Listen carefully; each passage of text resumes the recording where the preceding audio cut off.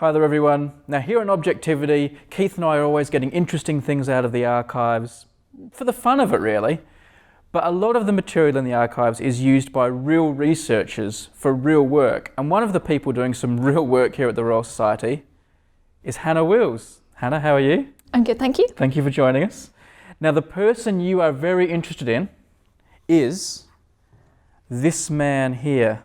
Who is this? Who are we looking at? This is Charles Blagden. He was born in 1748 in Gloucestershire, and he's probably best known for being Secretary of the Royal Society, which he was elected to in 1784. Basically, I'm interested in him for his kind of relationship with banks and the sort of work that he's doing in connection with the Royal Society. He was a scientist, wasn't he? And he did some good science. And one of the things he was interested in was perspiration. Yeah, I think it's in the sort of 1770s, and basically him and a kind of collection of friends get together and they get in this really hot room. They sort of stoke the fire and make it really, really warm, and they all kind of experiment going in there with lots of layers on, not very many layers on, and working out what makes them sweatiest and what's the best way of dealing with these kind of high temperatures. That would have been quite a sight. Enough about his science, because the thing you're interested in, I realise, are his diaries. Yes. And we are now going to share with you some pages from Charles Blagden's diaries. I have not seen any handwriting in all my time here that is more difficult to read than this. Is that a fair assessment? Yeah, no, it's pretty tricky. So the one we have here is 1795, which actually is pretty good handwriting, I have to say. It starts off in the 1770s and it's lovely and really simple to read whilst he's a student at Edinburgh.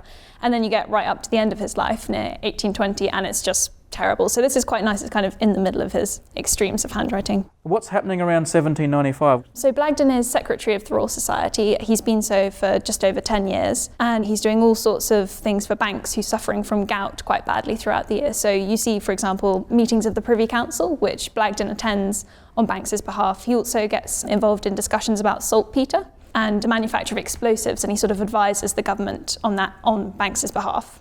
What is it you're doing at the moment? Part of your job means you really have to be able to read all of this. Yeah, so I'm transcribing 2 years from the Diary of Charles Blagden. So I've chosen 1795 will be one of the years that I'm working on, and also 1802 to kind of set up a comparison between sort of what he's doing at those different times. And you have to transcribe every page?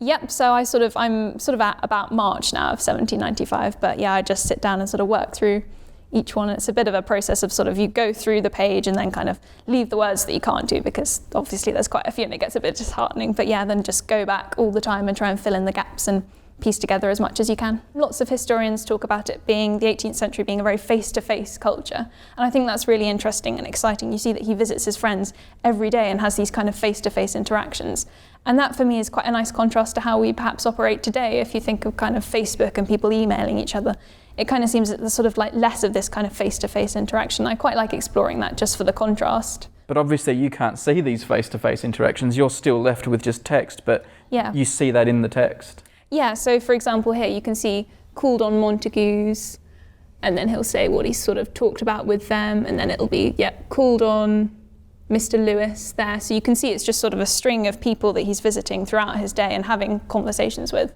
We've got one extra thing here that Keith has dug out for us, and I know you haven't seen this either. No, I haven't. But this might be of special interest to our American viewers as well, because obviously Blagden is a very famous British scientist. But we have here a letter written to Blagden, and this was written to him by James Monroe, who went on to become President of the United States. But this was written before he was President of the United States. I've had a bit of a read of this, and you can tell it's written by a politician, because he manages to write 3 pages without really saying anything very much. He talks a lot about wine, and he talks about how he looks forward to seeing his mate.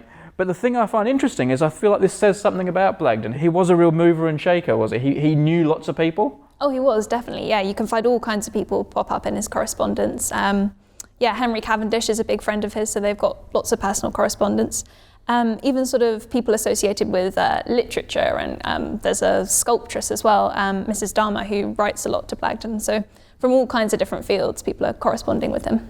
When you immerse yourself in someone this much, I mean, you're reading his intimate diary, every page of it for 2 whole years, do you feel like you get to know him? Or is he still just like another one of these paintings on the wall? Or does he come alive for you?